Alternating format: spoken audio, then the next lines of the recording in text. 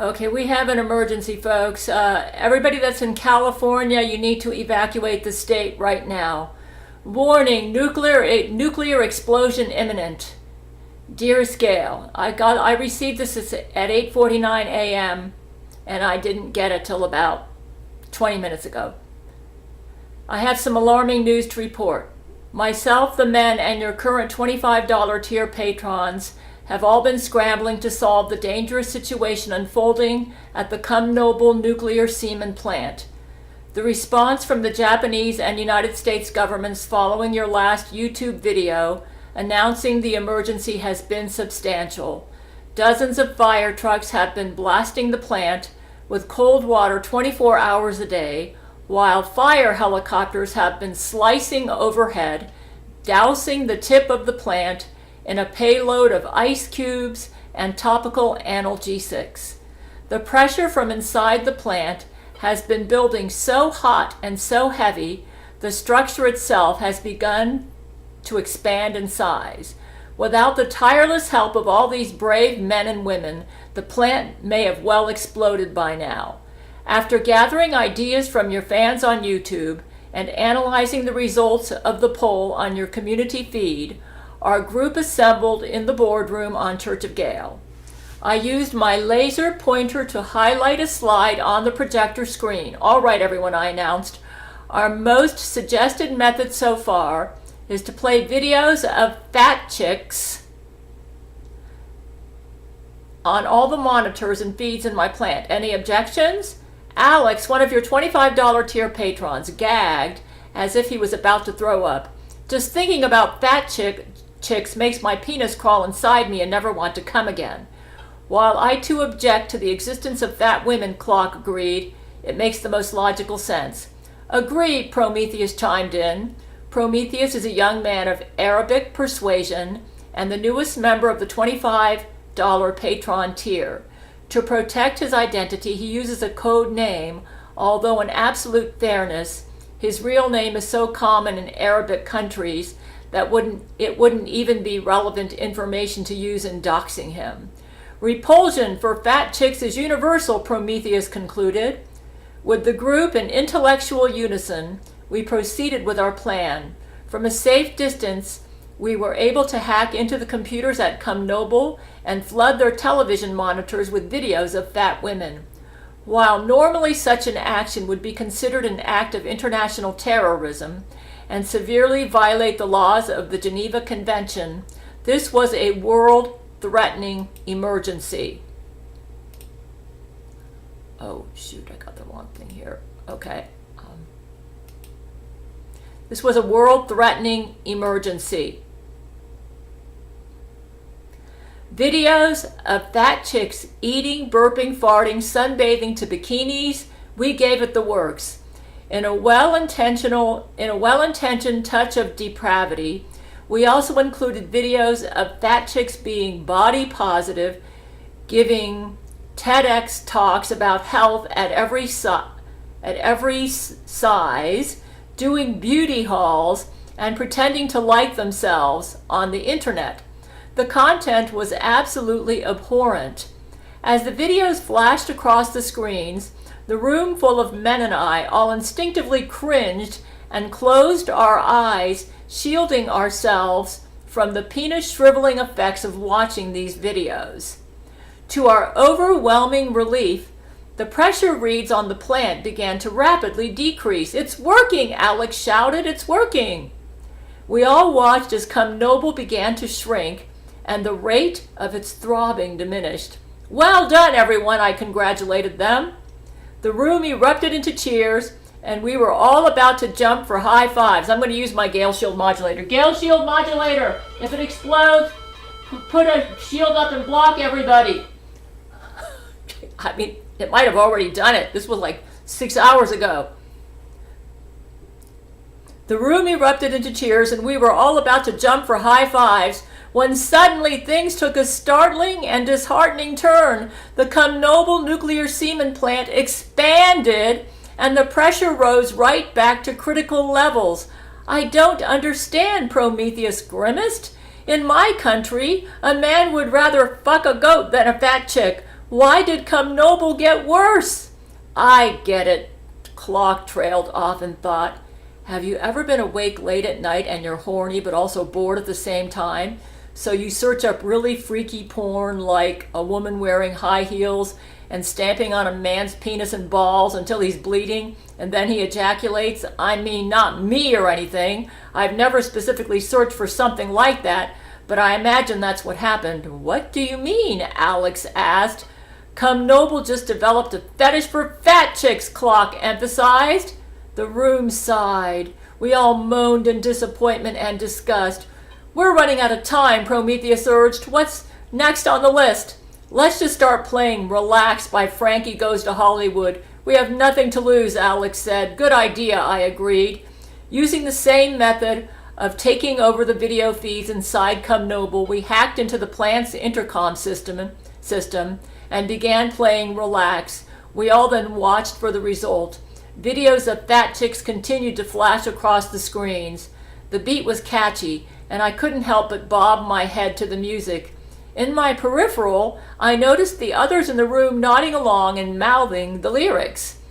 The throbbing of the plant began to sync with the song, and whenever the artist Frankie sang the part, "When you wanna come," the plant throbbed harder and expanded. It was getting worse.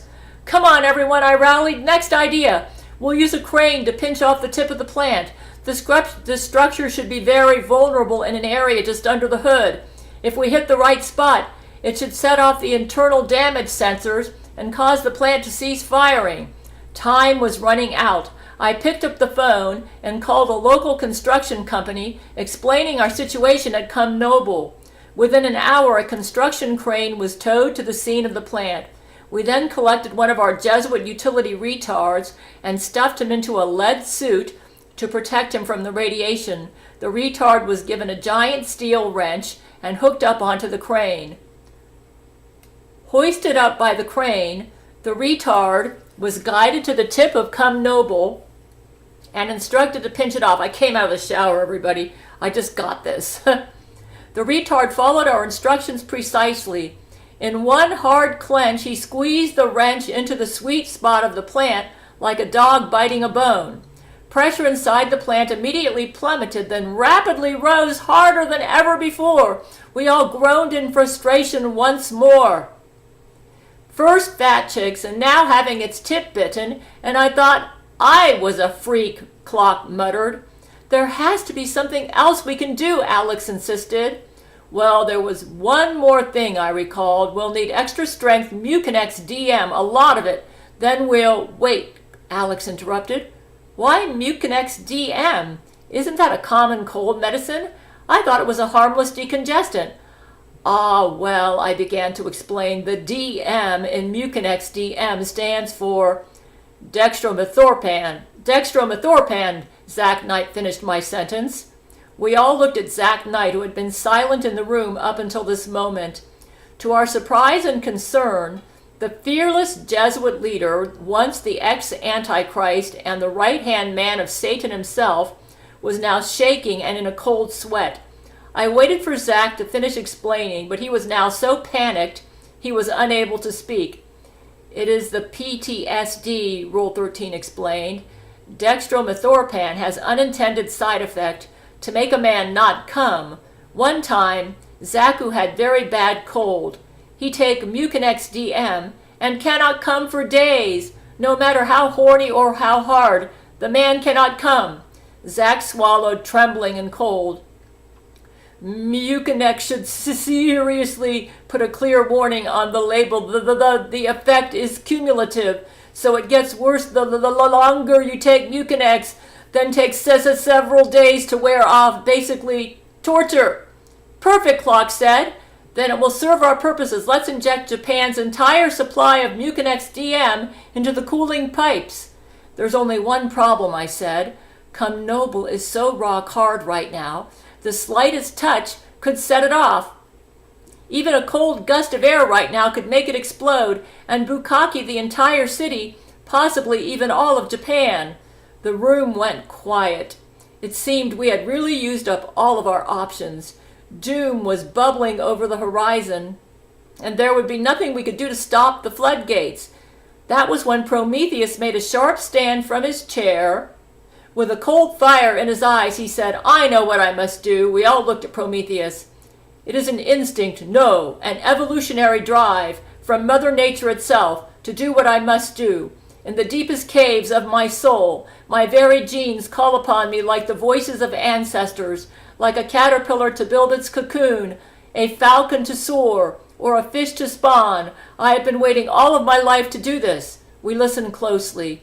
"I will cover myself in explosives filled with Mucinex DM, run into the Come Noble nuclear semen plant and blow myself up."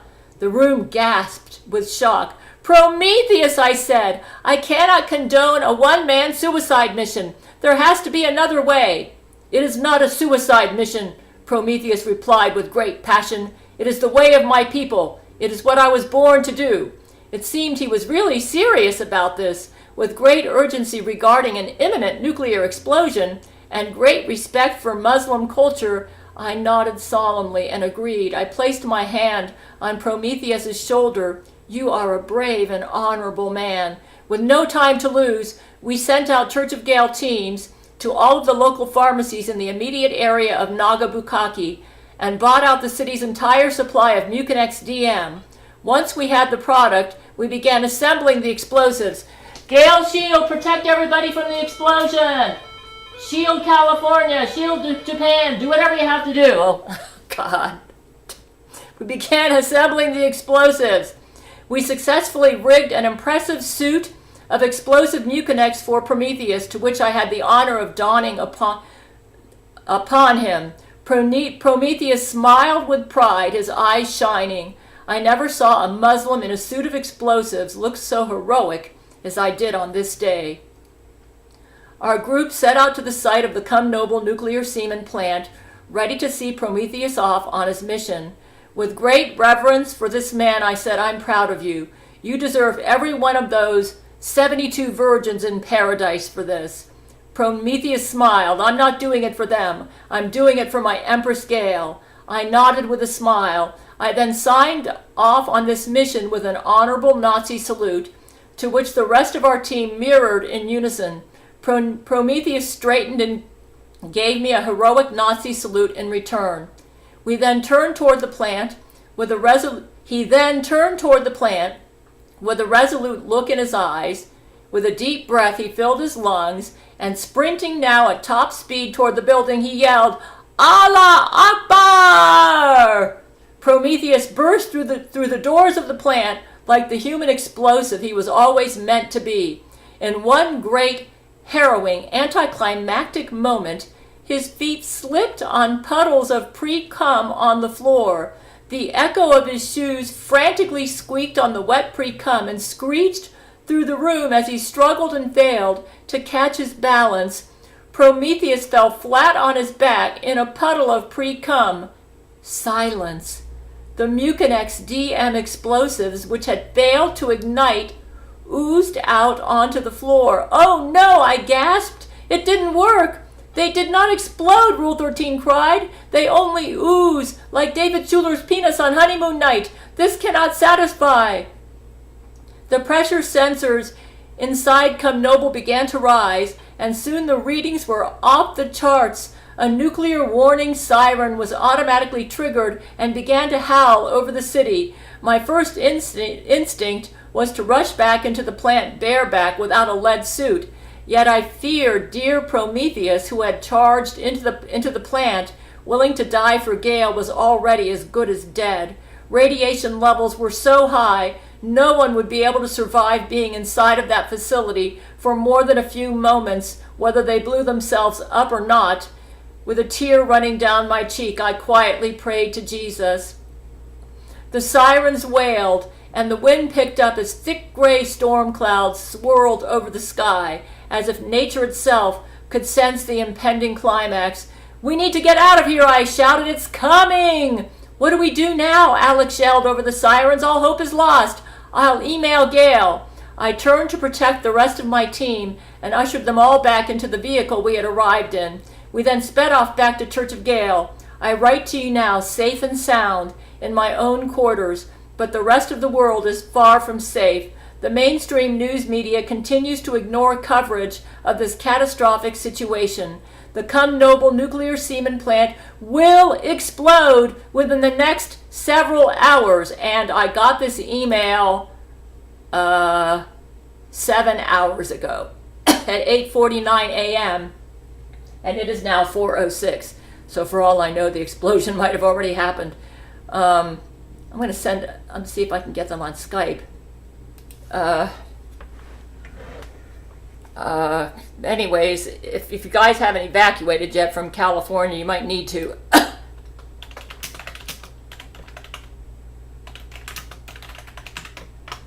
Okay. I don't know why they didn't send me something on Skype, because I had the beep set up on there. Okay, let me just get back to reading this.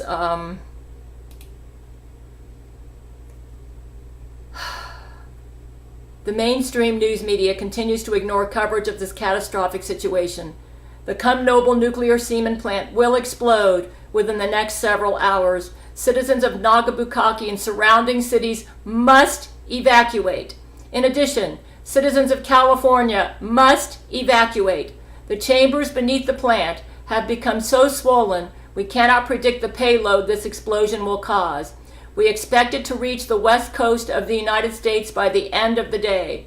Humans in the path of this explosion risk immediate death, drowning, and pregnancy if they do not evacuate. We are expecting massive structural damage, loss of human life, and countless unwanted pregnancies, as well as major nuclear fallout. We must warn everyone in the path of this explosion to evacuate immediately to save as many lives as we can. Stay safe, my darling. I will be in touch with you soon with further updates. Your husband, Brent Spiner. Okay, let me get this video out as soon as possible.